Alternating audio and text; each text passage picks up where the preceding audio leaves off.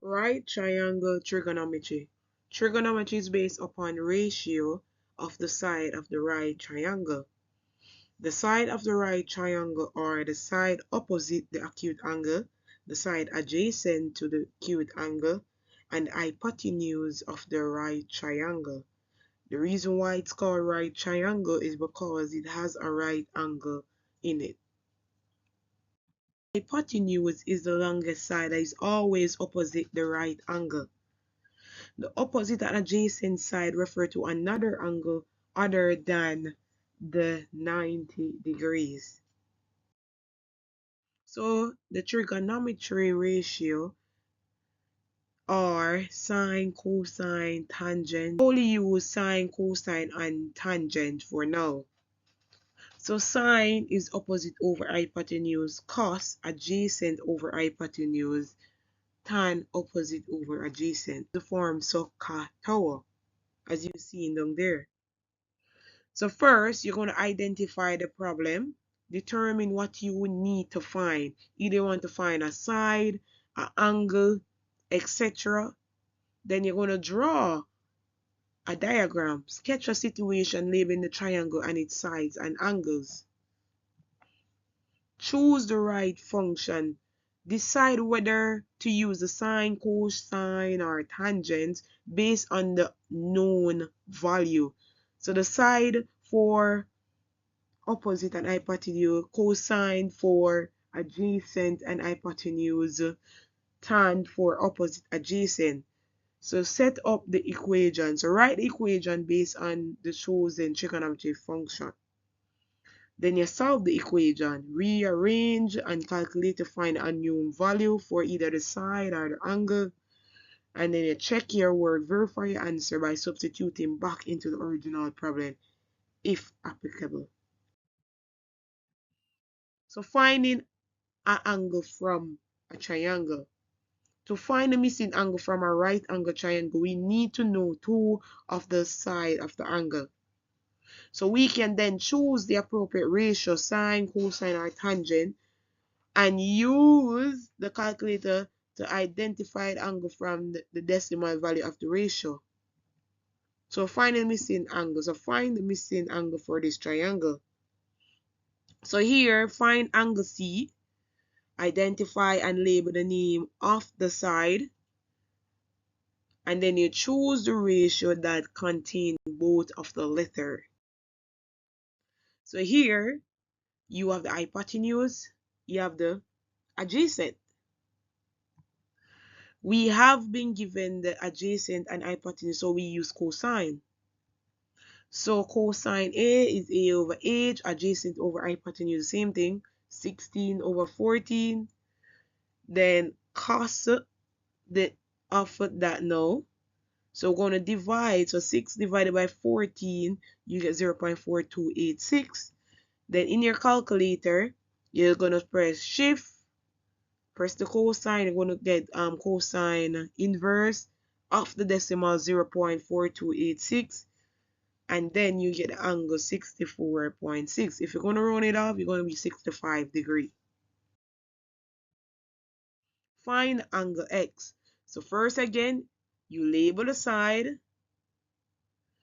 and then you gonna, when you name the side that you have labeled, look for the trigonometry ratio that match this adjacent and opposite. So we're given adjacent opposite, we need to use the tangent. So write out the formula for tangent, substitute the value 8 divided by 3, you get 2.6667. Then in your calculator, tan inverse of 2.6667, and then you're going to get 69.4 degrees. First step is always to identify which sides are involved, which one is the unknown and which one is the known.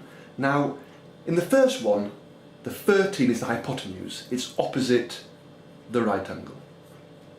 But the unknown is opposite the angle, so that's called the opposite. And we then identify which of the equations uses opposite and hypotenuse. Well, it's the sine equation.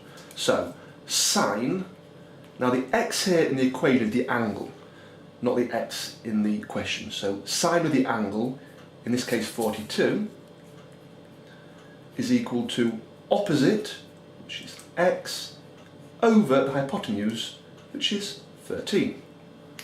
So to find x, I need to rearrange this equation by timesing by 13. So x equals 13 lots of sine 42. So I input that into my calculator as I see it, 13 times sine of 42. And I get 8.7. So x has a length of 8.7. Okay, the second one. We have a known and an unknown. Now the unknown y is opposite the angle, so that's the opposite. Whereas the 10, it's not the hypotenuse, it is next to the angle, it is the adjacent. So again, adjacent opposite is tan. So tan of the angle 37 equals opposite y over the adjacent. So again, to find y, I must rearrange the equation by timesing by 10. So y is 10 lots of tan 37. So I input that into my calculator, 10 lots of tan of 37, and the answer is 7.5. So y has a length of 7.5. Now then, the third one, angle known, unknown. The unknown is opposite the right angle, that is the hypotenuse. This side here is next to the angle, it is the adjacent. So adjacent hypotenuse is cos. So cos of the angle, which is 41 in this case, is the adjacent 13 over q, which is the hypotenuse. Now then, this is a bit different to the first two equations, because the unknown is now below the equation. So to rearrange this requires two steps.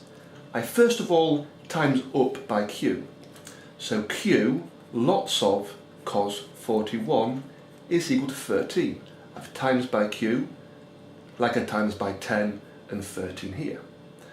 So to find q, I now divide by cos of 41.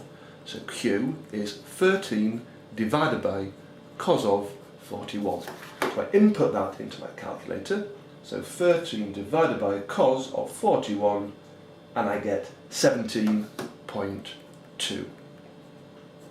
So q has a length of 17.2. The skills are to identify the two sides in the question, to write down the equation, and then to solve it either using the one-step method when we want the known on top of the equation, or the two-step method when the unknown is beneath the equation. That is SoCal TOA finding sides. How to find missing angles when you know two sides.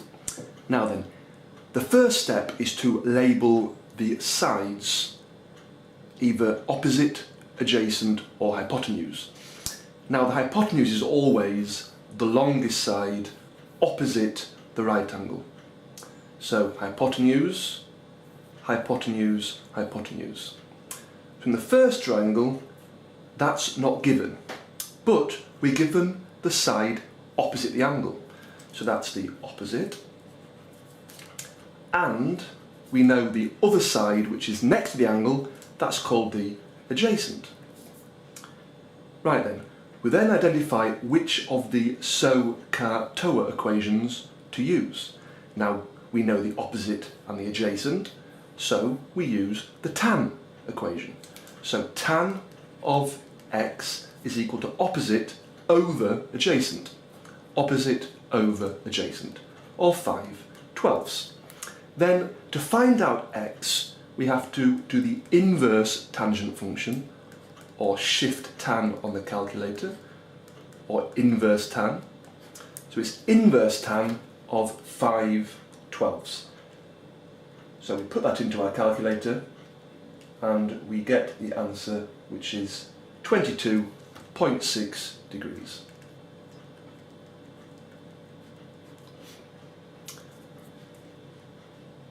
The second question, we know two different sides. Here's our angle.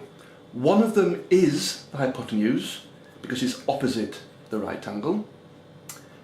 This one here is not opposite the angle, it's therefore the adjacent.